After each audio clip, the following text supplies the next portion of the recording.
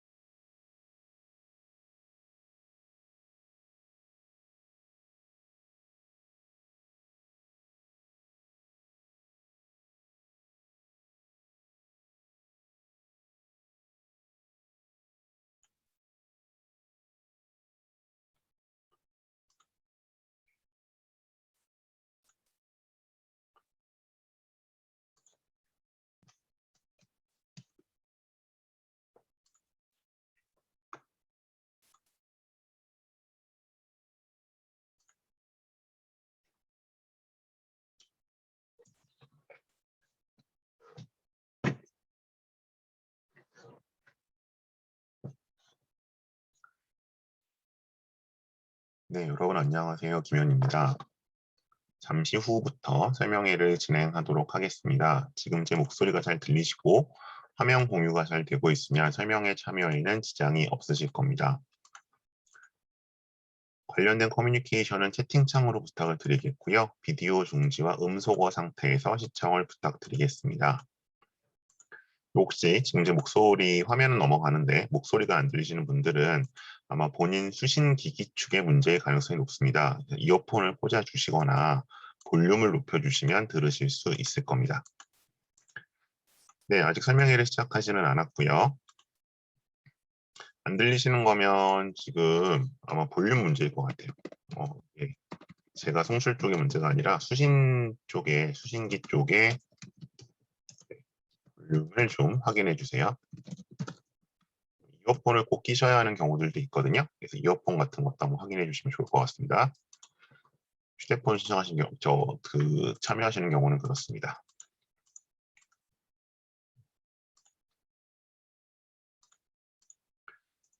네, 화면 공유되는지 한번 확인 부탁드리겠고요.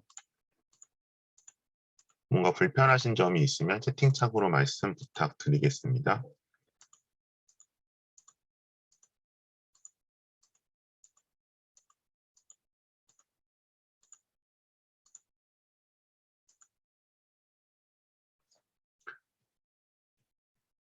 네, 지금 화면이 안 보이시거나 제 목소리가 안 들리시는 분들은 채팅창으로 말씀을 좀 부탁드리겠습니다. 그리고 비디오 중지, 음소거 상태 부탁드릴게요.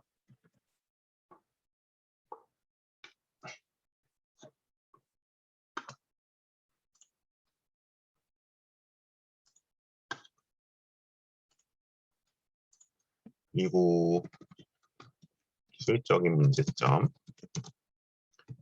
채팅창으로 알려주시고요. 그다음에 질문도 채팅창으로 주시면 제가 마지막에 발표 후에 말씀을 드리도록 하겠습니다.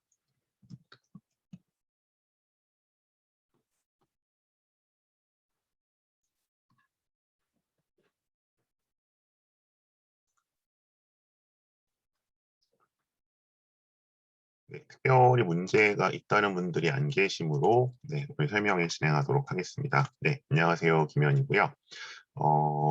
오늘 두각학원하고 같이 진행하는 졸업생에게 듣는 외고 3년 시리즈입니다. 그래서 좀 일단 공지된 바로는 약 4개 고등학교를 좀 먼저 말씀을 드리기로 했는데요. 그중에 첫 번째 학교인 대원외고에 대해서 말씀을 드리도록 하겠습니다.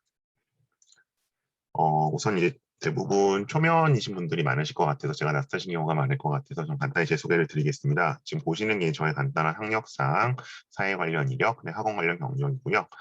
저는 이제 소위 말하는 컨설팅, 그다음에 자기소개서, 면접 이런 분야들을 지금 10년째 대치동에서 일을 하고 있고요.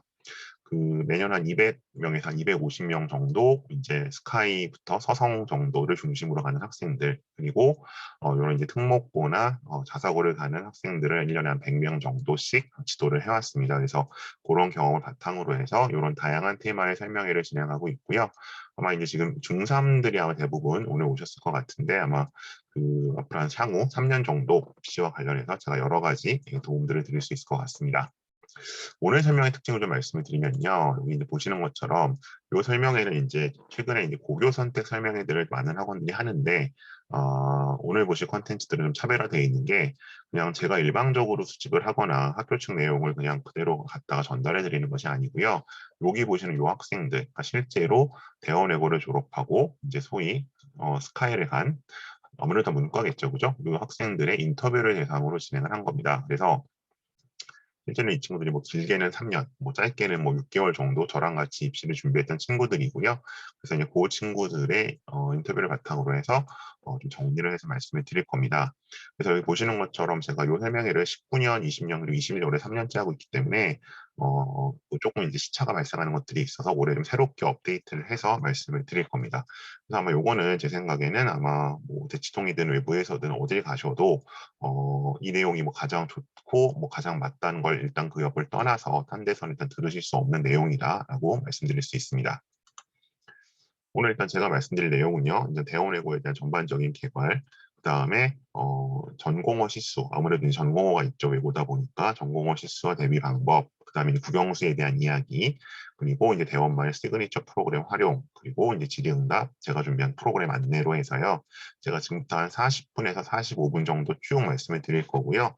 그 시간 동안 이제 채팅창으로 질문을 주시면 그 질문들에 대해서는 제가 답을 드리도록 하겠습니다. 네, 질문이나 뭐 불편하신 점 있으면 채팅창으로 말씀해 주세요. 그리고 이제 오디오가 안 들리는 건 대체로 이제 그 수신기 쪽에 문제인 경우가 많거든요. 그래서 이어폰을 꽂아 주시거나 볼륨을 높여 주시면 되겠습니다. 자, 먼저 개괄적인 내용 말씀드려야 되는데요. 이제 올해 전형 요강이 떴죠. 그래서 우선 특징적으로 보이는 것은 예전과는 다르게 이제 그 뭔가 좀 한 반씩 뽑았던 과들이 없어지고 이제 모두 뭐 한 반세만 이렇게 뽑는 경우가 있었는데 모두 두 반씩 균등하게 선발을 한다는 게 있고요. 뭐 이제 제가 오늘 주된 내용은 일단 그 졸업생들의 증언을 전달해 드려야 되기 때문에 그 대원외고의 이제 오피셜 뭐 설명이라든가 아니면 유튜브에 보실 수 있는 내용들은 제가 그냥 생략을 하겠습니다. 어쨌든 이제 뭐 예전 같은 경우는 예를 들면 독일어과 같은 경우 뭐 이런 경우는 한 반이라서 진단이 힘들다 이런 얘기가 있었는데 이제 그런 문제들은 상대적으로 좀 사라지지 않을까라고 볼 수 있습니다. 자, 그다음에 어쨌든 고등학교 선택하는 데 있어서 중요한 것은 이제 그 학교의 이제 레벨, 학교의 어떤 그 대입과 연결성을 아무래도 무시할 수가 없는데요.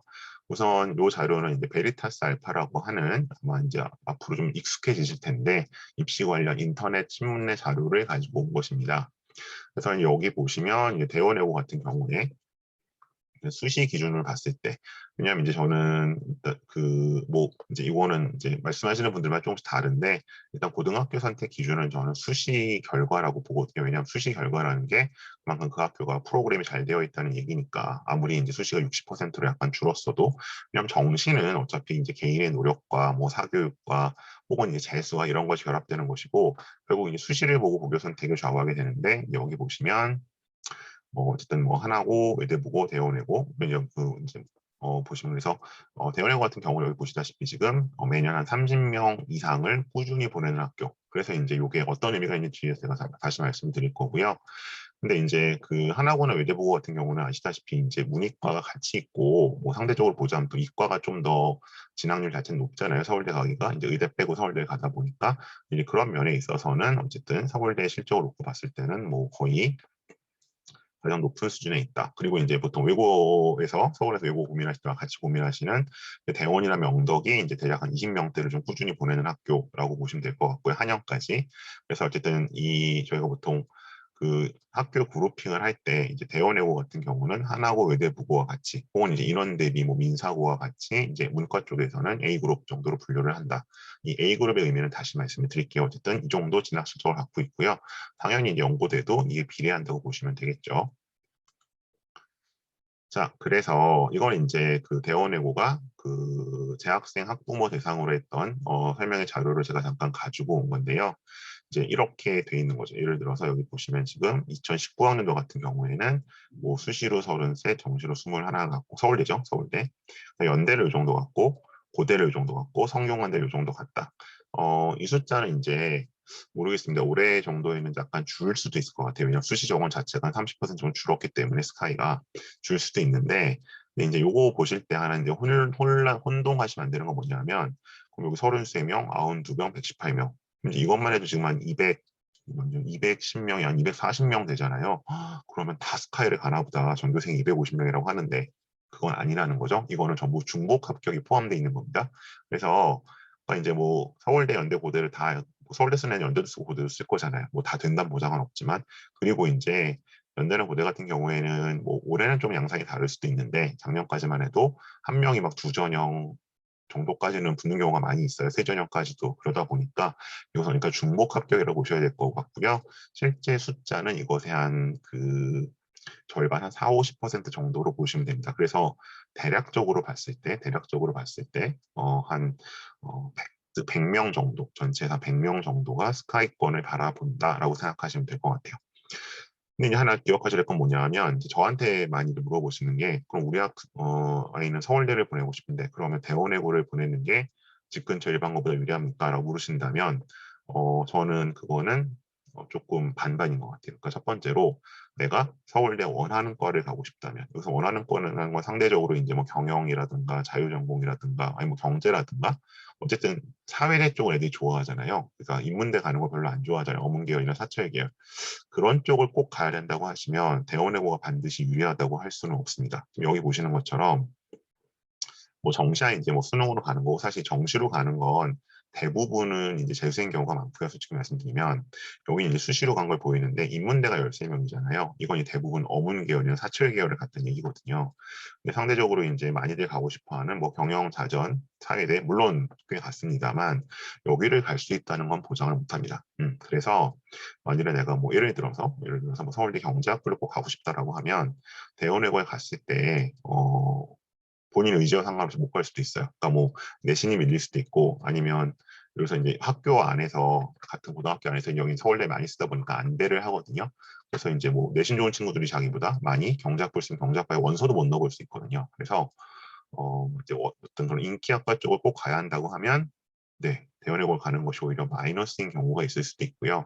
그렇지 않고 어쨌든 뭐 서울대 비인기학과 혹은 이제 연고대를 가도 나는 괜찮다 목표선이 그렇게 보신다면 상대적으로 여전히 집 근처 일반고보다는 유리한 면이 있습니다.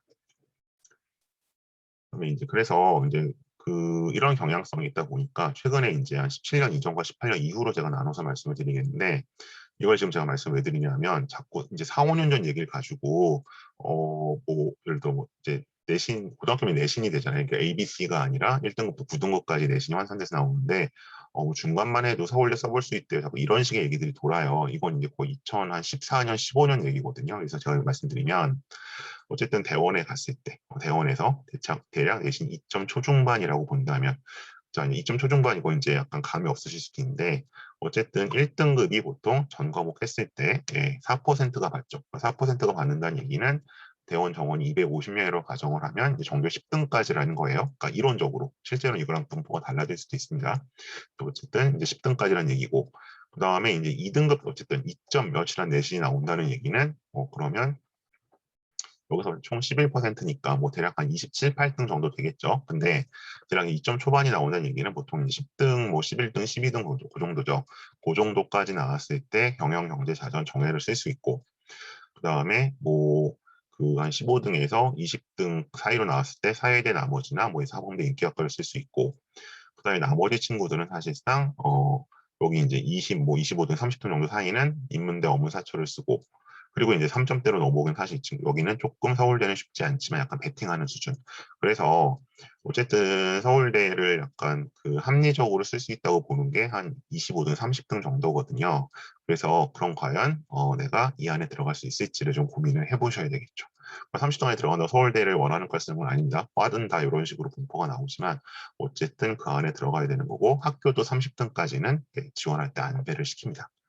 그래서 이제 상황에 따라서는 25등에서 30등 친구보다 31등에서 35등 친구가 더 잘 붙는 경우도 있어요. 왜냐하면 그 친구들은 이제 자기가 준비해온 과대로 쓰거든요. 근데 26, 27, 28 이런 친구들은 뭐 예를 들어 자기는 뭐 정예를 가려고 준비해왔는데 갑자기 너 여기 정예는 너무 높으니까 뭐 다른 과로 써라. 그래서 이제 오히려 떨어지기도 하거든요. 그래서 그런 점들은 좀 고민하셔야 됩니다.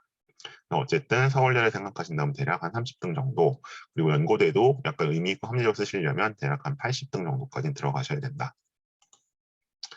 그래서 이제 그러면 뭐 어떻게 학생들이 쓰느냐 이거는 뭐 지금 봐도 제가 감이 안 오실 때 그냥 대략적으로만 말씀을 드릴게요. 그러니까 이제 요 정시 여부에 따라서 이제 배치 전략이 달라지긴 하는데 어쨌든 대충 봤을 때 뭐 2점대 중반 친구들은 뭐 이런 식으로 쓰는 거고 2점 중후반 정도 되는 친구들 그러니까 이 내신데 이렇게 쓰면 감 안 오실 때 제가 그럼 다시 그걸로 돌아갈게요. 그 몇 등, 몇 등 이런 걸로 뭐 대략 한 20등 대 친구들은 왼쪽처럼 쓰는 거 20등 안쪽에 드는 친구들 15등에서 20등 오른쪽 친구들 한 20등에서 25등 정도 되면 뭐 이 정도 쓰는 거고요. 이게 어쨌든 20등 정도의 친구들이 쓰는 거. 그 다음에 여기 오는 친구들은 한 25등 밖에 있는 친구들이 쓰는 거. 그 다음에 이렇게 되면 30등대에서 한 35, 뭐 30등대 친구들이 쓰는 패턴이겠죠. 그러니까 이제 여기서부터는 아예 서울대를 안 쓰는 친구들도 나오기 시작하죠. 네. 그리고 이제 여기는 한 40등대 친구들이 쓰는 라인. 여기는 보통 이제 5, 60등 대 한 60등 그 정도 친구들 6, 70대 정도들이 쓰는 라인. 그러니까 물론 이거는 이제 그 개인 차이는 있습니다. 그래서 이제 대략 이 정도 라인으로 쓴다. 네, 이건 오늘 뭐 주된 내용은 아니어서 이따 질문해 주시면 더 말씀을 드릴게요. 그래서 일단 이런 거를 좀 일단 감을 잡고 지원에 고려하셔야 될 것 같고요. 이제 뭐 근처 자사고든 뭐 아니면 뭐 전사고든 이런 거랑 놓고 고민하실 때. 자, 그 다음에 이제 저는 개인적으로 가장 강조하는 전공어 실수와 평가 얘기로 가겠습니다. 그래서 이 전공어 실수와 평가로 가보면 대체로 매 학기 전공어 수업이 약 8단위 정도 있다. 그래서 뭐 1학년 때에는 이제 독해와 회화, 독해, 회화, 장문 문화식으로 구성이 되고 어쨌든 모든 전공어의 공통적인 내용이겠죠. 네, 늦게 오신 분들 비디오 중지와 채팅창에 늦게 오시면 안 보이죠? 잠시만요. 비디오 중지와 음소거 상태. 음소거는 제가 좀 강제로 했는데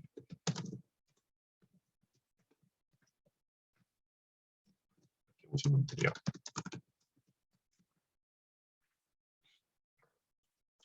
아이고, 다시 앞으로 가겠습니다.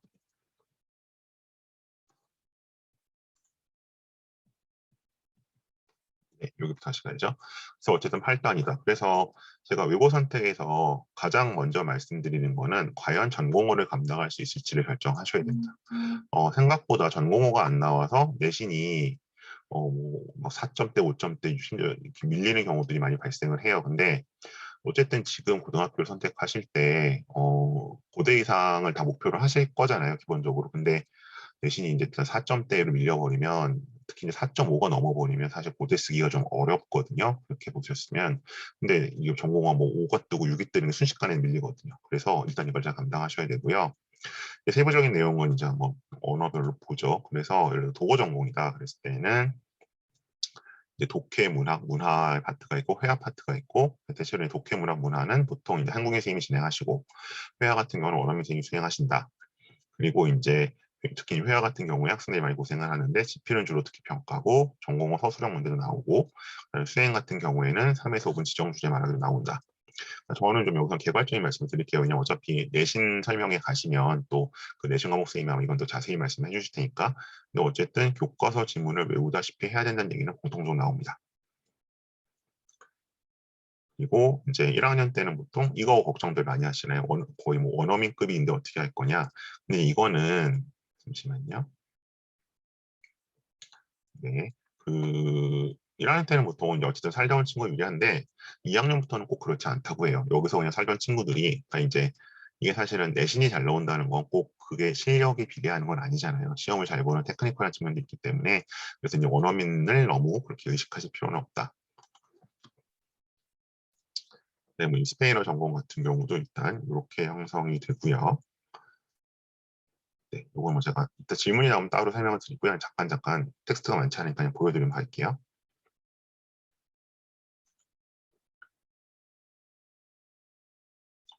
그래서 이제 필기를 요새 학생들은 거의 노트북으로 막 받아치죠. 녹취를 하듯이. 그래서 필기량 보충, 수행 같은 것이 중요했다. 중국어 전공입니다. 역시 이제 이쪽은 한국인 선생님이 수업을 하는 거고 회화는 이제 원어민 선생님들이 주로 수업을 하는데 이 수행평가가 좀 최근에 경향이 바뀌는 것 같아요. 예전에 보통 3분, 5분이 많았었는데 이제 작년이나 재작년 친구들은 이제 1분에서 1분 10초 정도로 많이 얘기한다고 하고요. 그래서 이제 보통 숨 한 번 더 쉬고 숨 한 번 덜 쉬는 걸로 감점이 된다. 왜냐하면 워낙 깎을 게 없이 애들이 다 잘하니까. 그래서 이제 그런 얘기 하는데 특히 이제 올해 중국어과 친구들이 많이 강조했던 게 이것이 사실상 내신을 많이 좌우한다. 수행이. 왜냐하면 여기 나온 것처럼 이쪽은 다 워낙 잘하기 때문에 여기서 아주 미세한 차이로도 이제 갈린다고 얘기를 하고요. 그리고 이제 특히 이제 회화 같은 경우에는 이렇게 이제 상대적으로 이제 수행의 비중이 높기 때문에 특히 잘 해야 된다라고 꼭 전해달라고 얘기를 했습니다. 자, 중국어 전공이었고요. 프랑스어 전공인데 요거는 이제 독해 장문 문화 있고 뭐 이런 식으로 시험을 많이 보고 역시 여기도 이제 3분 안팎 발표라고 이제 보통 그 올해 졸업한 친구들이 이제 35기인가 그렇거든요. 이제 33기, 34기들 이렇게 많이 했으면 35기부터는 요 시간이 좀 짧아졌다라고 얘기를 해주고 있습니다. 근데 어쨌든 큰 틀에서 유지가 되는 것 같고요. 특히 이제 요 원어민 선생님들은 원어민 선생님들 바뀌시는 데 따라서 바뀌는 데 따라서 조금 변동이 큰 것 같습니다. 또 어쨌든 이거는 8단이기 때문에 내신을 좌우한다.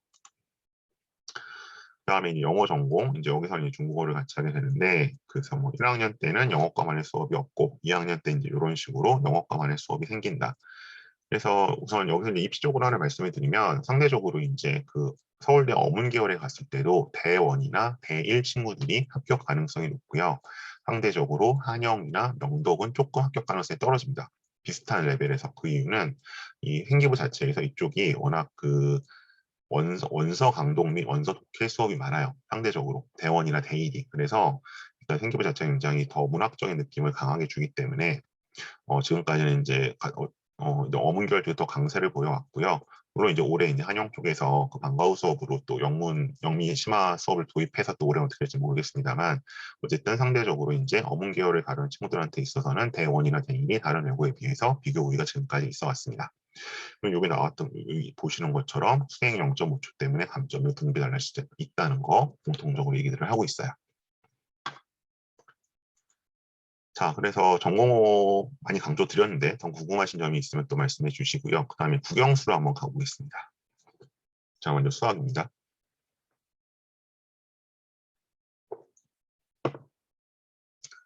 자, 이 과목 편성은 이제 아마 신입생들부터는 뭐 교육과정 개편이나 이런 거에 따라 매년 달라질 수는 있는데, 어쨌든 뭐 대략 한 3단위 정도씩으로 일단 잡아 상대적으로 수학 단위수가 좀 적은 편이라고 보시면 될 것 같고요. 그 다음에 이제 지필은 이제 문제가 이렇게 객관식 열려서 단답형 10문제, 서술형 3문제인데, 이런 얘기들을 이제 하더라고요.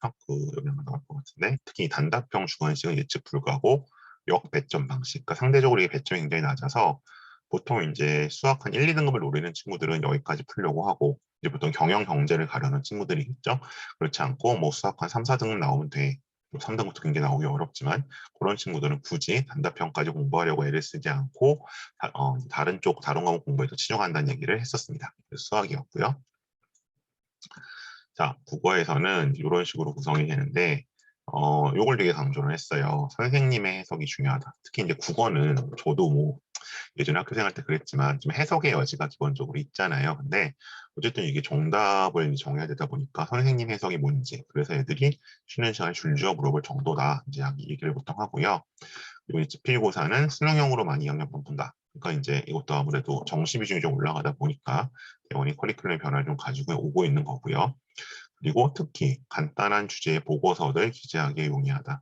그래서 이제 국어 같은 경우는 대원이랑 때는 이제 세다 토론 같은 걸 하기도 하거든요. 그래서 그 주제들을 굉장히 잘 적어주시는데, 그런 간단한 자기가 뭐 예를 들어 뭐 경영 경제 쪽이다, 국제 쪽이다, 혹은 뭐 다른 무슨 사회학 쪽이다 했을 때 주제를 정해서 가면 보고서를 굉장히 잘 써주시는 편. 그리고 이제 물론 이제 앞으로 지금 입학생들은 없겠지만 자소서 쓰는데 유용했었다라고 이야기를 해줬습니다.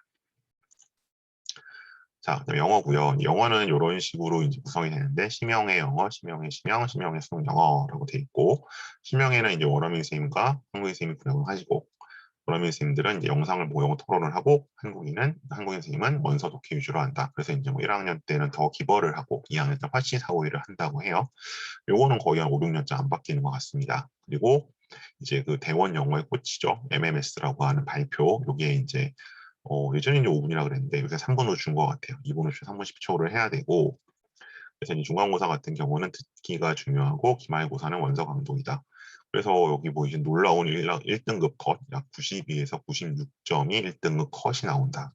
뭐 이런 데는 없죠. 그래서 상대적으로 이제 영어 과목 내신 같은 경우는 외고 중에 한영이 악명이 높은데, 한영이 문제가 어렵다기보다는 좀 지저분해서 원성이 높은데, 대형 같은 경우는 이제 어렵고 컷이 높아서 조금 대비를 하시고 가실 필요가 있습니다. 뒤에도 보시겠지만 특히 영어를 잘해야 되는 친구들이 좀 많아졌어요. 예전 3년 전에 비해서는. 다음에 시그니처 프로그램 가겠습니다. 원래는 이제 이게 DHS라고 해서 뭐 여전히 이거 강조합니다. 학교 측은 강조를 해서 이제 지인용 뭐 이런 것까지 가는데, 그래서 이런 기준들이 있어요. 있는데 이게 사실은 그러니까 지금 벌써 이제 올해 고3들도 아니고 작년, 그러니까 이제 어, 삼- 지금 이제 신입 입학할 친구들과 한 4년 차이 나는 작년까지 대입 같은 경우에는 특기자 전형이라는 게 있었습니다. 상대적으로 이제 등록고 친구들에게 조금 또 다른 트랙을 제공하는 것이었는데, 이제 이렇게 뭐 영어 토플 점수가 있거나 아니면 뭐 전공에 따라 각자 있겠죠. 이런 것들이 있으면 좀 유리한 고려대나 연세대가 유리한 면이 있었는데, 앞으로는 없습니다. 심지어 이제 없습니다. 예, 지금 올해 고3들도 거의 없었고요. 그래서 이게 사실은 이제 이런 걸 해두면 일석이조의 역할을 했었거든요. 그랬는데 그래서 이제 요 중요성은 상대적으로 많이 줄었고요. 근데 아직도 이제 잘 모르시고 막 1학년 때 들어가서 뭐 HSK 5급 6급 따려고 하고 뭐 토플 115 만들려고 하시는데 이거는 이제 이화여대 정도 빼고는 유용성은 없습니다. 입시적 대입 차원에서 보면. 근데 이제 그럼 어떤 면에서 학교는 이걸 강조하느냐? 이걸 채우면 DHS 인증을 준다. 그래서 이제 생활기록부에 한 줄 적힐 수 있다는 거죠. 근데 사실 이거는 DHS 인증은 사실 그렇게 입시와 직결된 것 같지는 않습니다. 제 경험상으로 보면. 다만 이제 그 대원의 어떤 시그니처 프로그램인 외국어 학당. 이게 그 선후배끼리 외국어 공부하는 그런 멘토링 하는 거죠.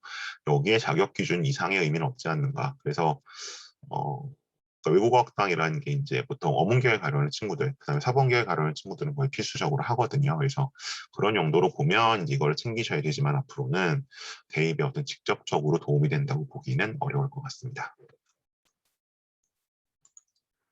자, 그 다음에 이제 이런 프로그램들이 있죠. 요건 실제로 이제 학교 측에서 나왔던 건데, 여기 나와 있는 학술 연구 활동 같은 경우는 기존의 소논문 프로그램이 대체된 겁니다. 원래 소논문이 있었는데 지금 뭐 소논문 뭐 벌써 이제 금지된 지 뭐 꽤 됐죠. 그러다 보니까 책을 하나 읽고 이제 학생들끼리 탐구 활동하는 걸 이번 2학년 1학기 동안 하게 되고요.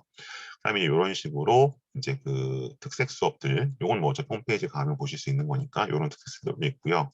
그다음에 이제 요거는 그 창의 보고서라 그래서 올해 요건 새로 생긴 것 같아요. 사실상 예전에 대원학술 논문이랑 비슷한데 이런 식으로 이제 진로와 관련된 주제를 자유롭게 정해도 된다.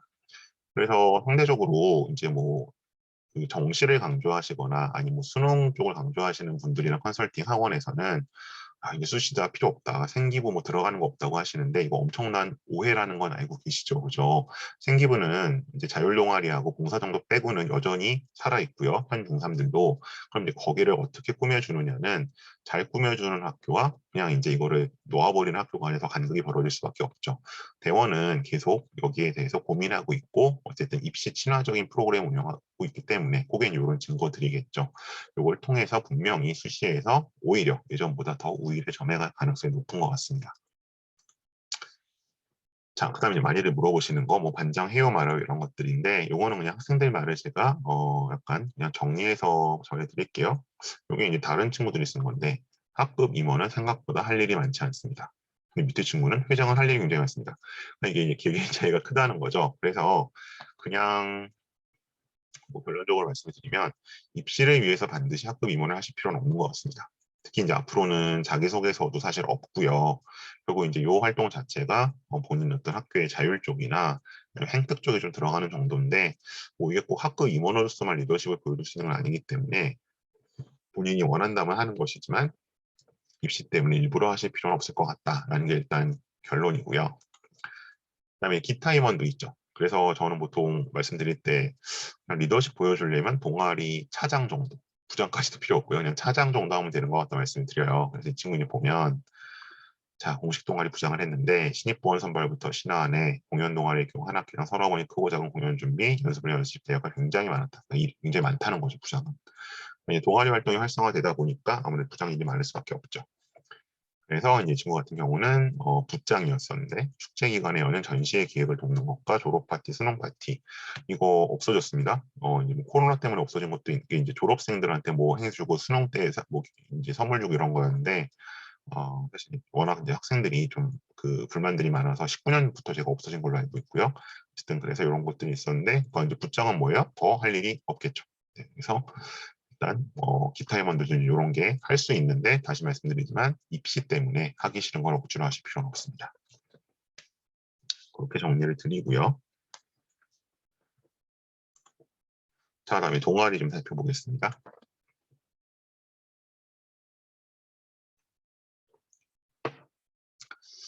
자, 인기도는 학술 동아리가 공연 동아리보다 있다고 해요. 요거는 한 3년 전부터 지적이 되어 온 거고요. 특히 선생님들이 학술 동아리 쪽으로 많이 좀 유도를 하신대요.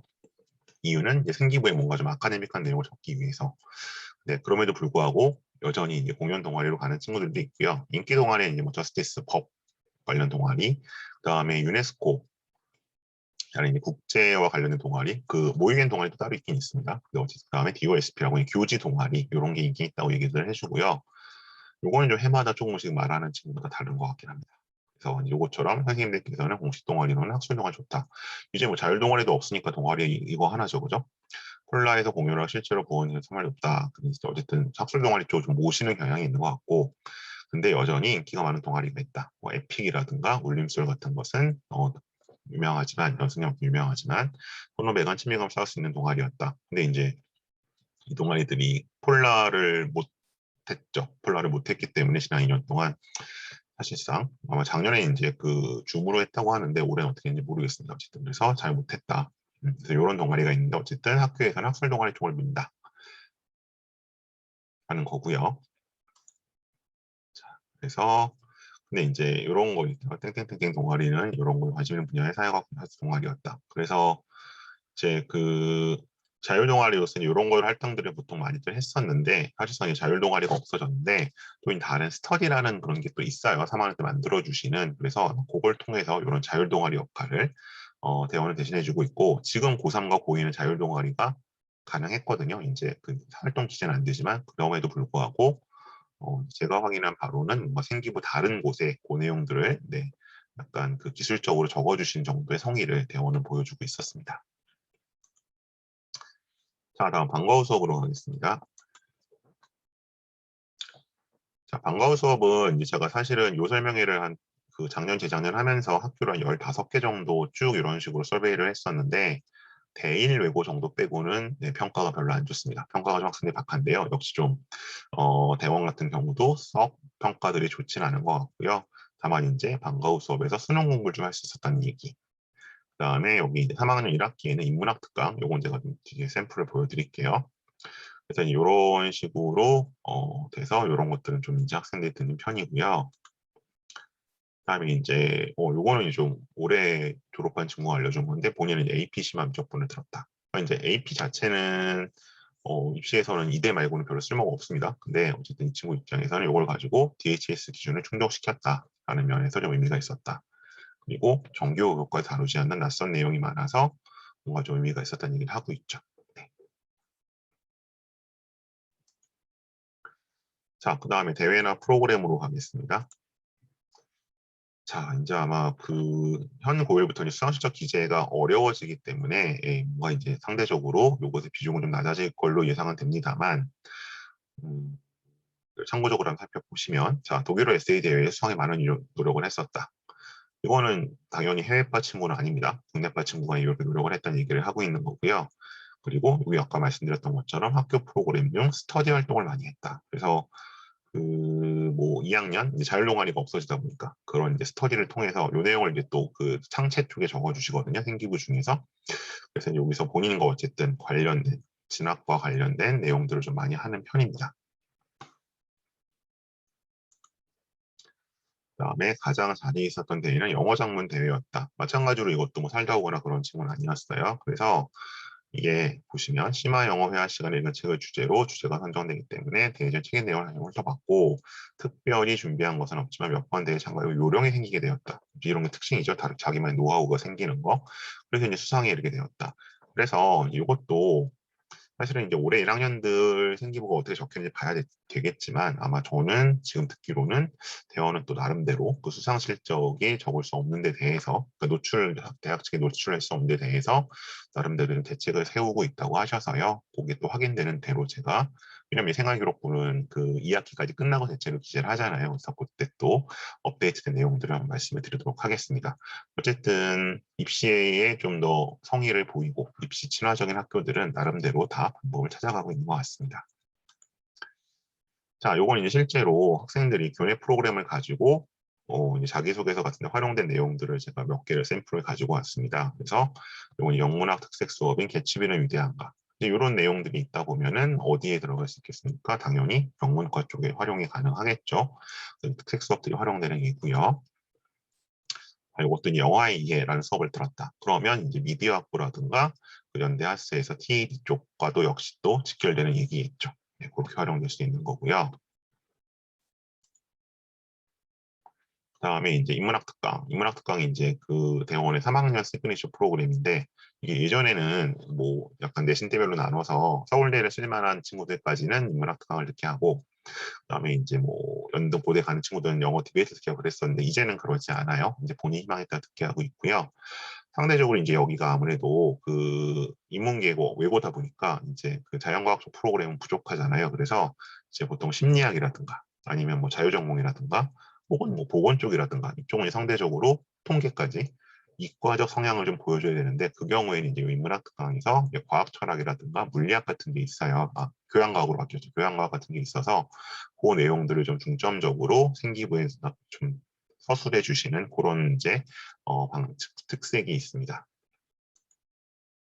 이것도 과학 철학 내용 제가 보여드렸고요. 그다음에 이제 말씀드린 스터디죠. 그래서 취약한 한국사 지식을 보완하기 위해 스터디를 공부했다. 그래서 이제 어쨌든 뭐 사학과 쪽으로 뭐 준비했던 친구들이라면 이제 이런 쪽으로 이제 맞춰서 준비를 하겠죠 또. 자, 다음에 봉사활동. 봉사활동은 이제 생기부 체제가 바뀌면서 학교에 봉사활동을 쓸 수가 없게 됐죠. 그래서 이제 이런 봉사들 저희 학생들이 이제 외부에서 했었는데 요건 이제 앞으로 지금 중3 입장에서는 해당 사항이 없을 거고요. 여기 보시는 것처럼 웬만하면 교내 봉사 동아리에 가입해서 다른 학생들과 봉사하는 걸 권장합니다. 권장이 아니라 이제 거의 필수일 것 같은데요. 왜냐하면 이제 그 외부 봉사가 생기부의 기재가 불가능해졌기 때문에 그게 하나 있고, 그다음에 두 번째는 사실 이제 이 고등학교 학생들이 굉장히 바쁘잖아요. 그러니까 내신 기간만 해도 거의 뭐 6주씩 잡으니까 근데 그래서 한 학기 보면 이제 결국 딱 두 개만 있거든요. 학기가 내신 기간과 내신 아닌 기간. 이제 이 봉사도 결국 내신 아닌 기간에 나갈 수밖에 없는데 대부분의 사실은 봉사할 수 있는 곳이 사정은 그렇지 않죠. 꾸준히 올 사람이 필요하니까. 근데 이런 봉사 동아리에 가입을 하시면 거기는 이제 서로 굉장히 최적화돼 있어요. 그래서 이 학생들이 올 만한 시기에 봉사 활동이 가능하도록 해놓고 안 올 시기에는 굳이 부르지 않고 그래서 이게 굉장히 최적화되어 있기 때문에 만약 봉사활동 쪽을 생각을 하신다면 일단 교내 봉사 동아리를 활용하시는 게 좋고요. 그리고 이제 많이들 물어보시는 게 그럼 대학 관련 봉사 몇 시간이나 해야 돼요? 라고 물어보시는데 원래 사실 봉사는 대학 가는데 그렇게 중요하진 않았습니다. 입시에 중요하진 않았고 보통 한 100시간 정도 그러니까 5학기죠. 수시가 3학년 1학기까지 들어가니까 100시간 정도로 보면 한 학기 한 20시간 정도잖아요. 근데 이제 이게 작년, 재작년이 코로나 때문에 봉사를 거의 못하니까 진짜 유명무실해졌거든요. 그래서 이제 설령 이제 내년부터 뭐 상황이 바뀐다고 하더라도 뭔가 봉사를 열심히 해서 대학에 가겠다거나 아니면 대학에 가기 위해서 봉사를 열심히 한다거나 이러실 필요는 없을 것 같고요. 다만 사회복지학과, 그다음에 이제 의치안 계열, 뭐 외부에서 가는 경우 많지는 않지만 그다음에 사범 계열 이런 쪽들은 어쨌든 그 봉사 경력이 좀 필요합니다. 특히 사범 계열은 교육봉사 경력이 있어야 돼서 그런 계열을 제외하면 입시를 위한 봉사를 굳이 따로 신경 쓰실 필요는 없을 것 같습니다. 자, 에필로그입니다. 그래서 뭐 후배들에게 좀 해주고 싶은 얘기가 있느냐, 어떤 점이 좋겠느냐. 저의 질문은 이제 그거였어요. 이제 대원외고를 올 친구들 혹은 이런 친구 오지 마라 그걸 좀 얘기를 하고 있었는데, 자 보시죠. 대원외고를 지망하는 분들은 입학 전에 영어와 전공어 공부를 많이 해두면 좋겠습니다. 그죠? 제가 전공어 굉장히 강조했는데 본인들은 영어도 많이 강조합니다. 그래서 대원외고에 오면 언어능력이 뛰어난 친구들이 많으므로 외국어 미리 열심히 공부했으면 좋겠고 이제 이런 자격 시험은 시대가 바뀌어서 좀 의미가 없어진 것 같고요. 그리고 수학 문제 역시 단위수는 낮지만 사관학교나 경찰대 시험에 준하는 것이기 때문에 선행학습 좀 하고 오면 좋겠다. 이런 얘기들을 해주고 있고요. 그다음에 여기서는 강한 멘탈이 필요하다. 네, 그죠? 워낙 잘하는 애들이 많다 보니까 그래서 대연의 특수한 상황과 성격 그리고 그 안에서 받는 공부 스트레스가 어떤 것이고 무엇이 힘든지를 가장 잘 이해하는 것은 동기를 입학한 친구들밖에 없다. 그래서 강한 멘탈을 가지고 친구들에게 서로 의지하며 지내면 좋겠다는 이야기를 해주고 있습니다. 그다음에 친구는 좀 더 솔직하게 추천하지 않는다고 했는데 첫 번째 영어가 그리 뛰어나지 않다면 네, 오지 마라. 외고는 수학, 국어 대신 어렵고 전공에 많은 시간이 필요해서 영어까지 뭔가 공부할 시간 없다. 그러니까 영어는 일단 쌓아놓은 실력으로 미천을 가지고 가야 한다는 얘기죠. 두 번째, 수능 준비가 더 유리하다고 생각할 때는 절대 추천하지 않는다. 그러니까 정시파죠, 흔히 말하는. 그래서 이 친구도 지금 1, 2학년 때 동아리 이런 데 시간을 많이 썼기 때문에 수능 공부가 잘 많이 부족했다. 그래서 보통 이제 그 수시를 버리고 정시로 갈 때, 그 첫 번째 가장 빠른 게 이제 요새는 2학년 여름방학, 세 학기 정도 다녀보고, 뭐 내가, 예를 들어서 뭐 난 고대 이상 가고 싶은데 내신 이미 4.5를 넘어갔다. 그럼 이제 보통 이제, 정시파로 가거나 아니면 뭐 논술을 하거나 이렇게 하고요. 2학년, 3학년 가는 겨울방학이 되면 상당수 한 3분의 1 정도 친구들이 정시파로 이제 그 턴을 하게 됩니다. 근데 만약에 처음부터 난 정시로 가야겠어라고 한다면 굳이 대원에 올 이유는 없다는 거죠. 그래서 이제 오늘 이제 예상 질문 중에 하나인데 경험적으로 잘하는 애들이 모여 있으니까 뭔가 공부를 열심히 해서 시너지 효과가 나지 않을까요? 라고 말씀들을 하세요. 근데 어, 모르겠습니다. 그건 이제 그 예를 들어서 그게 뭐 예를 들어서 뭐 저기 자사고라면, 그러니까 이제 그 광역 자사고 정도라면 뭔가 그런 효과를 기대하시는 게 합리적일 수 있는데 여기는 남들 보고 열심히 공부할 친구들이 오는 곳은 아니거든요. 그냥 남들이 하든 안 하든 자기 열심히 공부할 친구들이고 다만 거기서 이제 뭔가 생각한 만큼 안 나왔을 때 견딜 수 있냐 그 차이기 때문에 여기서 어쨌든 뭐 정시로 가실 거면 굳이 여기 올 필요 없잖아요. 또 남들 다른 친구들 수능 공부 열심히 하니까 우리도 열심히 하지 않을까요는 대원외고에 올 조건으로서는 적합하지 않다는 겁니다. 네, 그래서 일단 이렇게 좀 정리를 해서 말씀드렸고요. 제가 일단 아무래도 일일이 다 설명을 드리기보다는 질문에 응답을 드리는 것이 좋을 것 같아서 뭐 디테일하게 설명을 드린 부분도 있고 그냥 약간 화면만 보여드려 넘어간 점도 있는데 우선 질문을 주시면 거기는 제가 디테일하게 좀 답을 드리겠고요. 그리고 이제 늦게 들어오신 분들 위해서 말씀드리면 이거는 제가 학교 측 설명회를 다시 가공해서 말씀드리거나 아니면 뭐 유튜브에서 보실 수 있는 내용들을 전달하는 게 아니라 대원외고를 졸업하고 스카이에 진학한 친구들의 서베이를 바탕으로 제가 재구성한 것이기 때문에 내용적으로 네, 뭐 차이가 좀 있을 수 있습니다. 그리고 약간 시간차가 느껴지는 부분도 없진 않을 거예요. 근데 어쨌든 그런 약간 상이한 면이 차별성이 있다는 면을 좀 감안해 주시면 좋겠습니다. 네, 질문 주실 동안 몇 가지 광고를 좀 드리면요. 제가 아까 말씀드렸던 것처럼 이제 고입도 좀 많이 해왔었는데요. 그리고 고등학교 입시와 관련해서 뭐 항목고라든가 아니면 이제 뭐 전사고라든가 입시를 준비하고 계시다면 일단 10월 11일 요건 이제 한글날 대체 공휴일이죠. 월요일이지만 그때 이제 자소서 1회 특강을 합니다. 요거는 뭐 그냥 자소서가 이렇게 생겼구나, 나는 이렇게 써야겠구나 정도를 이제 보는 역할이라고 생각하시면 될 것 같아요. 그래서 뭐 이제 사례 통해서 초안 작성 방법론 얘기하고 그 다음에 1대1 멘토링, 요 1대1 멘토링은 제가 하진 않습니다. 이제 스카이 재학생들이 같이 하게 되고요. 그 다음에 이제 요거 쓰고 이제 그 자기가 어쨌든 고친 걸 보내면 온라인 피드백, 그러니까 수업 일로부터 2주 이내에 보내야 온라인 피드백이 가능합니다. 그래서 목적 자체가 초안 설계에 있습니다. 요거 하는 거고요. 그 다음에 이제 뭐 스텝 2로는 아마 11월쯤에 초안 완성반 한번 있을 거고요. 스텝 3로 이제 이때 면접이 진행될 것 같은데 일단 뭐 요거는 조금 유동적인 입장이라고 보고 제가 또 대입도 같이 하고 있기 때문에 일단 10월 11일 요거는 두각학원에서 진행이 됩니다. 두각학원에 진행이 되니까요. 요거 지금 그 설명에 전달 받으셨던 문자로 신청을 해주시면 월요일 오전 강의나 오후 강의가 있는데 동일한 내용이니까 한 번만 들으시면 돼요. 한 번만 들으시면 돼서 여기로 학원으로 신청을 해주시면 좋겠습니다. 그리고 뭐 최근에 이제 고입도 뭐 컨설팅 같은 걸 많이 요청하시는 경우들이 있어서 만약 뭐 자소서나 면접 같은 경우는 제가 90분 이회로 진행을 하고요. 상담 같은 경우는 네, 90분 혹은 60분으로 말씀을 드리니까요.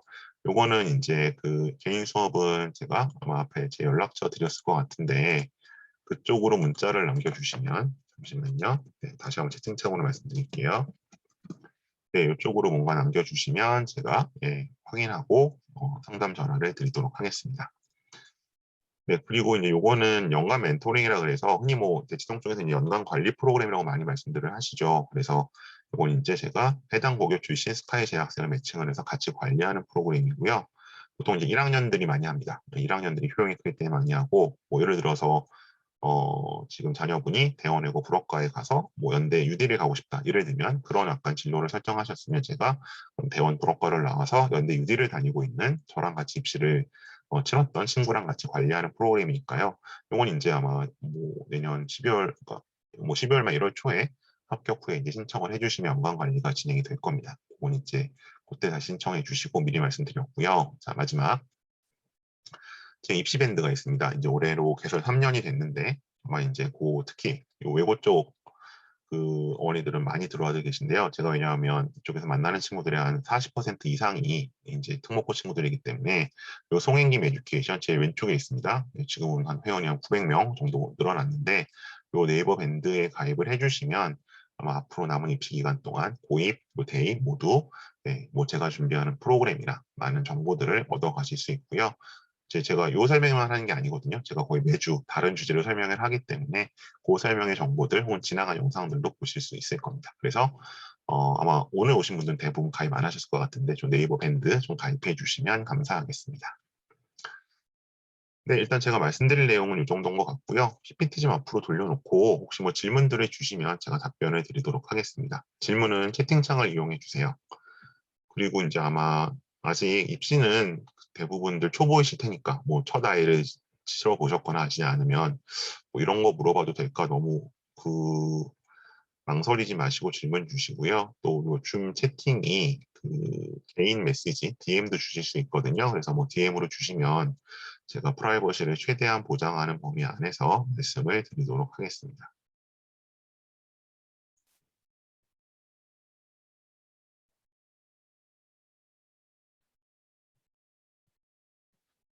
네. 뭐, 이 영상들은 뭐 제 유튜브나 아니면 학원들 통해서 나중에도 보실 수 있는데 질의응답을 하실 기회는 별로 없거든요. 그래서 망설이지 마시고 질문들 좀 주세요.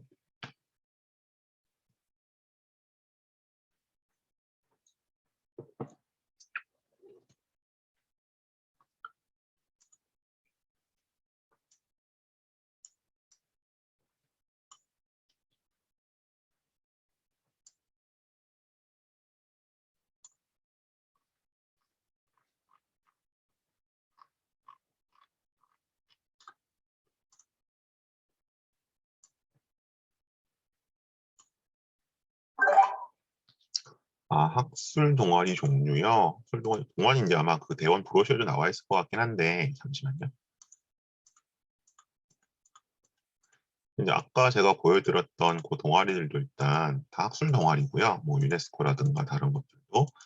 그다음에 뭐 과거에 좀 인기 있었던 동아리는 뭐 어차피 지금도 인기가 있겠지만 뭐 경제 동아리 같은 거, 뭐 베스티 같은 거 이런 것도 좀 인기가 있고요.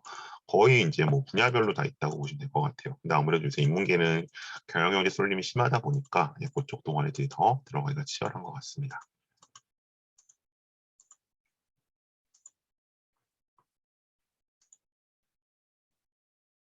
네, 이런 것들이 있죠.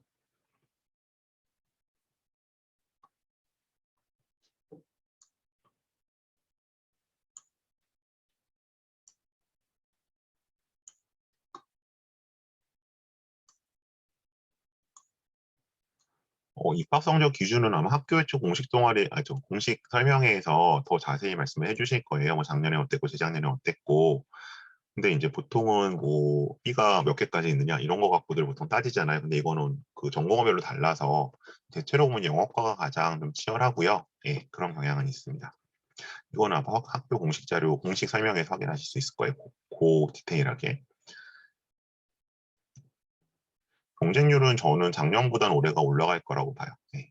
이유는 두 가지인데요. 작년이 좀 특히 낮았고요. 정시 확대랑 이런 게 좀 겹쳐지면서 특히 낮았고, 그리고 이제 올해 같은 경우는 원래대로 가면 이제 어차피 그 상대적으로 지금 이제 뭐 저 전사고도 그렇고 이 지역에서 이제 뭐 강남 쪽에서 특히 이제 일반고에서는 거의 이과 분위기로 가잖아요. 그래서 이제 문과를 갈 게 거의 확실시된 친구들은 오히려 더 어정쩡하게 가기보다 오히려 외고 쪽으로 오는 경향들이 있는 것 같아요. 그래서 작년보다 경쟁률은 올라갈 거라고 생각을 합니다.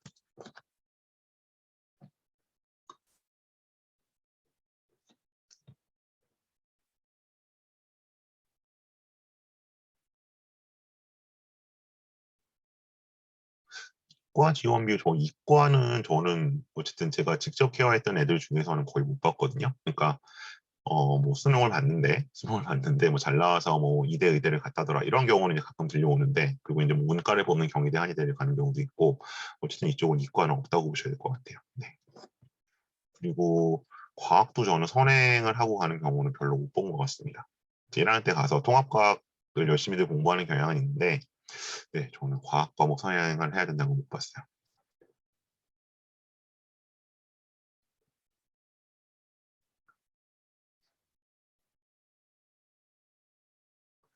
영어를 잘해야 한다는 기준은 일단 두 가지인 것 같은데요. 첫 번째는 이제 그 영어 디베이트를 뛰던 친구들이 있어요. 예, 아시죠? 어떤 건지 중학교 때. 그래서 이제 그런 친구들이 보통 영어를 보통 잘한다고 저희가 얘기를 하고요. 여기가 이제 라이팅이나 스피킹이 강한 쪽이니까. 근데 토플 점수 기준은 최근에 토플 점수 기준을 많이 안 삼아서 근데 어쨌든 보통 이제 이 친구들 1학년 때는 토플을 보면 영어를 잘한다는 친구들이 보통 108점에서 110점이 나오거든요. 그 정도 기준을 보셔야 될 것 같아요. 이제 이거를 오해하시면 안 되는 게 그 제가 아직도 가끔 그런 분들을 만나거든요. 그러니까 뭐 우리 아이가 전부 올 A가 나와서 어디를 가야 될지 모르겠다. 너무 잘해서. 근데 사실 올 A가 꽤 많잖아요. 대부분 중학교에서. 이제 그런 거 갖고 판단하시면 안 될 것 같고 그러니까 영어 A랑은 전혀 상관없습니다. 그건 전혀 기준이 되진 않습니다. 그다음에 2025년 외고 자사고 폐지는 뭐 제가 말씀드리는 사항은 아니고요. 그러니까 이제 뭐 이거는 이제 뭐 헌법재판소가 결정이 나고 뭐 정권이 어떻게 영향이 있을 것 같은데 근데 이제 설령 뭔가 그 지위를 잃는다고 해도 그러니까 이제 오히려 이게 역으로 해석하시는 분들은 그럼 23, 45는 상관없지 않느냐 예, 그렇게 생각하시는 분들이 좀 많은 것 같고 그리고 만일에 뭐 이게 강제 일반고 전환이 된다고 하더라도 거기 이제 어떤 입시에 대한 노하우나 프로그램은 유지가 되지 않을까라고 저는 좀 짐작하고 있습니다. 네, 저는 대원을 나오진 않았습니다. 네. 대입 입결에서 수시 어문계열 진학자가 다수라는 게 그 기준이 좀 모호한데요. 그러니까 다수라기보다는 이걸 보셔야 될 것 같아요. 아까 이제 제가 뭐 21년도 자료는 아니고 19년도 자료를 보여드렸는데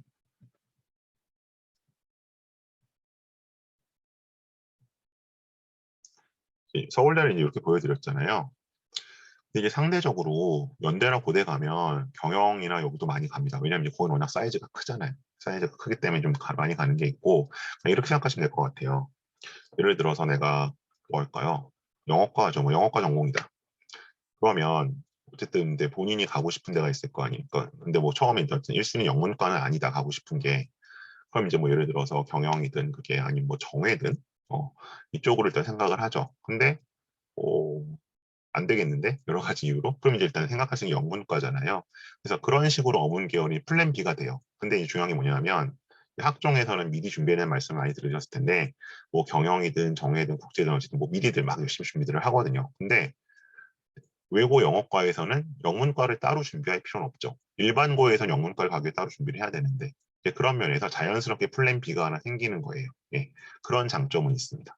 그러다 보니까 상대적으로 어문 계열을 가고 싶어하는 친구들이 많지 않은데 종종 가죠. 이제 대학을 보고 갈 때는. 대원 내신을 위해서 토플을 해두는 게 좋을까요? 그러니까 이거는 굉장히 논쟁적인데요. 이거는 아마 내신 선생님들마다 설명이 조금씩 다르실 거예요. 그러니까 이제 중학교 때 그럼 영어 실력을 어떻게 만들 것이냐에 대해서는 워낙 실력들이 그 설명들이 다르신데 이제 보통은 이제 지금 9월이죠. 보통 한 10월 말 11월 초 되면 이제 끝나잖아요.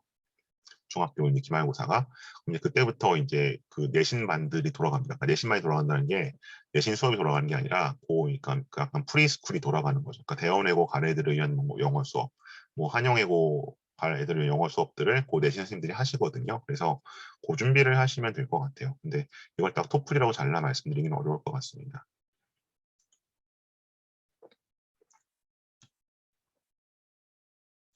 서울대 경제학 있고 이제 미적분을 해야 하는데 미국에서는 미적분 기술이 안 되어 있는 걸로 알고 있다.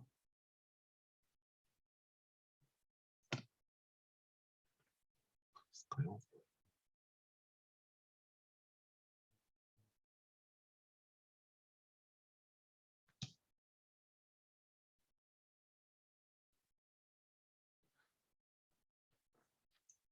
이게 어떤 말씀이 제가 조금 확인이 필요할 것 같은데 예를 들어 서울대 경제학 플러스는 미적분을 해야 된다는 게 이제 지금까지는 그렇게 얘기를 해왔죠. 이게 서울대 경제학부할 때 미적분이 필요하다는 건 거기서 이제 수학 면접을 보거든요.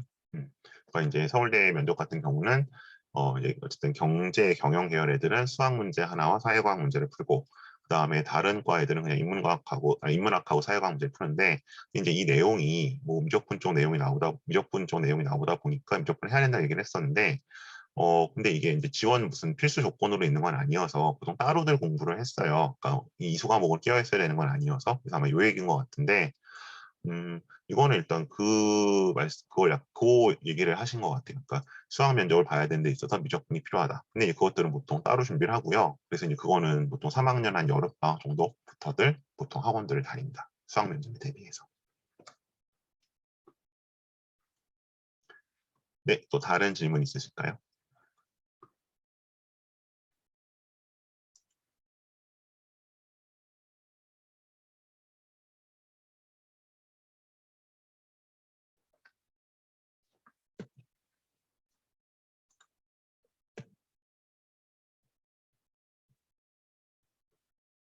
네, 아까 제 입시 밴드는 보여드렸고, 요거는 블로그예요. 제 네이버 블로그고, 제 연락처는 여기 있습니다.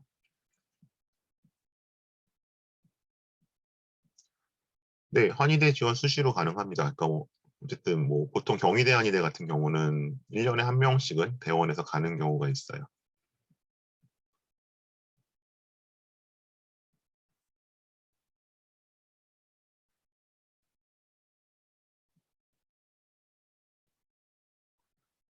요거 같은 경우 정시 공부를 학교에서 안 시켜주고 개인이 해야 하는 사실인가요? 그 정시 공부를 시켜주는 고등학교는 제가 알기로는 없습니다, 대한민국에. 정시 공부는 다 아까 제가 처음에 말씀드렸던 것처럼 자기가 하거나 뭐 인강을 보거나 대치동 학원을 다니는 수밖에 없고요. 그러니까 사실 저는 그러니까 정시 실적을 가지고 고등학교가 내세우는 거는 저는 솔직히 이해를 못하겠어요. 그건 정말 개인의 역량이고 심지어 대부분 재수나 삼수거든요. 근데 이제 그러면 어떤 건 있느냐? 대원도 그렇고 이제 대부분의 학교들도 그렇지만 3학년 내신 문제나 커리큘럼이 거의 수능 특강이나 수능 완성이죠. 그래서 일단 수능형으로 공부를 시키려고 하는 거 정도고요. 그리고 이제 그 말씀들 많이 제가 하세요, 어머니들께서. 대원만 가면 학교가 알아서 대학에 보내주는 줄 알았다. 아닙니다. 그렇지 않습니다. 네. 그거는 이제 학교가 어떤 그 멍석을 깔아줄 뿐이고 거기서 어떻게 잘 놀고 잘 생활을 해서 갈지는 개인의 역량이나 이제 부모님의 그런 적극성이 필요하신 거고요. 근데 이제 그냥 이거죠. 다른 학교는 그 멍석조차 안 깔리는 학교가 더 많은 거죠. 그 차이예요. 예. 이거는 뭐 하나고가 됐든 뭐 외대부고가 됐든 상상이 다 마찬가지다. 어떤 학교도 정시 공부 시켜주지 않고요. 어떤 학교도 대학교 보내주지 않습니다. 네. 그래서 그 기대라고 가시면 안 돼요. 예. 그럼 많이 실망하실 거예요. 그냥 멍석이 깔려 있다 정도. 대원가녀 선택 기준은 그러니까 이제 뭐 제가 말씀드릴 수 있는 건 이 정도인 것 같아요. 아까 말씀드렸던 학교의 어떤 레벨, 학교 레벨 표현이 웃기나요? 입시에 있어서 학교의 레벨이겠죠? 이게 뭐 좀 비교육적인 표현이긴 한데 어쨌든 저희가 학교를 분류할 때 대원은 이제 A급 고교, 물론 생기부 블라인드가 돼 있음에도 불구하고 한영은 그 다음 급 정도로 보고 있기 때문에 그 이제 모집단이 좀 달라지는 거죠. 어느 정도 할 수 있다는 게. 잠시만요. 이거 제가 아까 보여드렸을 때. 네. 제가 이제 여기서 한영을 한 내신이 0.3 정도 타이틀 자변을 말씀드리잖아요. 한영이나 명덕이나 대일은. 입시에 있어서 그 차이가 있는 겁니다.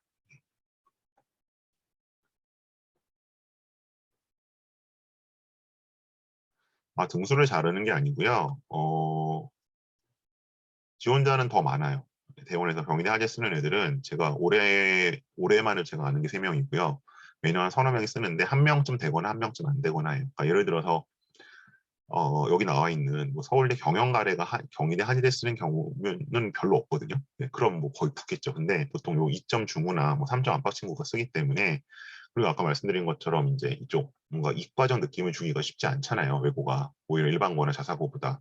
그래서 이제 합격 가능성이 떨어지는 거죠. 뭐 학교에서 자르는 건 아닙니다. 네, 올해도 30등까지 학교에서 조정하신 걸로 알고 있습니다. 근데 서울대는 사실 그렇게 안 줄었어요. 연대 고대가 한 30% 고대가 30% 줄었고요. 연대는 전형별로 좀 다른데 한 20%, 그리고 서울대는 한 10% 정도 줄었습니다. 네. 일단 30등까지를 조정하시는데 모르죠. 또 올해 결과 보시고 내년에 이게 25등까지 타이트해질 수도 있겠죠.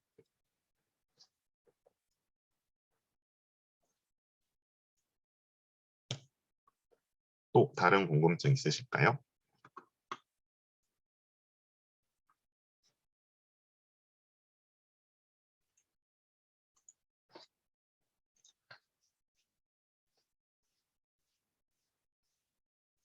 제가 내일 모레는 외대 보고 말씀드릴 거거든요. 그리고 아마 다음 주에 또 한영이고 말씀드릴 기회도 있으니까 그때 또 좀 보이는 비교를 해서 할 거고요. 이게 저는 토플 점수로 단순히 비교할 수는 없는 것 같아요. 이 학생들. 근데 제가 말씀드린 건 보통 이제 연고대 이상 가는 친구들이 대원 기준 봤을 때 토플을 그냥 일하는 때 그냥 한 뭐 예를 들면 점수 만들어서 본다고 얘기하잖아요. 여름방학 두 달, 아니 여름방학 한 달이랑 겨울방학 두 달. 그랬을 때 보통 한 110점 정도 나오더라고요. 그래서 그럼 이제 굳이 뭐 더 하지 않는 꼭 국제학부 갈까 아니면 그런 트렌드가 있었던 걸 말씀드린 거예요.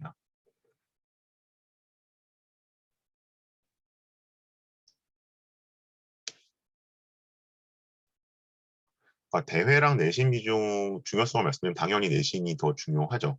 그러니까 이제 그 제가 이 말씀을 드려요. 그럼 내신이 결국 다 아니냐? 다는 아니에요. 여러 가지 요소 중에 하나인데 이거예요. 어쨌든 대원의 기준을 놓고 본다면 어쨌든 4.5 이내. 저는 앞으로 이게 어쨌든 스카이가 어쨌든 3점대로 들어와야 된다고 보는데 어쨌든 1점대, 2점대, 3점대 친구들까지는 어, 뭐 다른 비교과도 중요해요. 수상을 포함해서. 물론 이 수상을 앞으로 어떻게 기대될지 모르겠지만 비공식적으로. 근데 4점대, 5점대, 6점대 친구들한테는 내신이 제일 중요하죠. 그래서 제가 항상 말씀드리는 게 내신이 가장 중요하다는 얘기는 30%한테는 틀린 얘기고 70%한테는 맞는 얘기예요. 4점대 안으로 들어오면 그 다음엔 다른 싸움이거든요. 소위 말하는 생기부에는 글자가 어떻게 써 있느냐. 하지만 4점대로 못 들어오면 일단 4점대로 들어오고 모든 얘기가 시작이 돼야 되는 거죠. 고대 이상 가려면. 그렇게 생각하시면 될 것 같아요.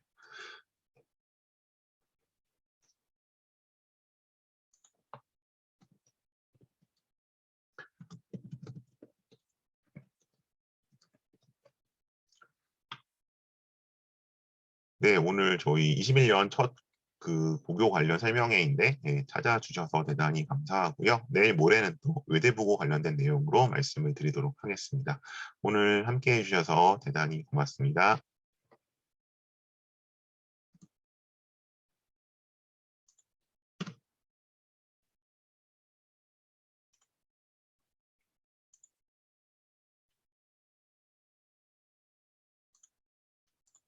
질문 받죠.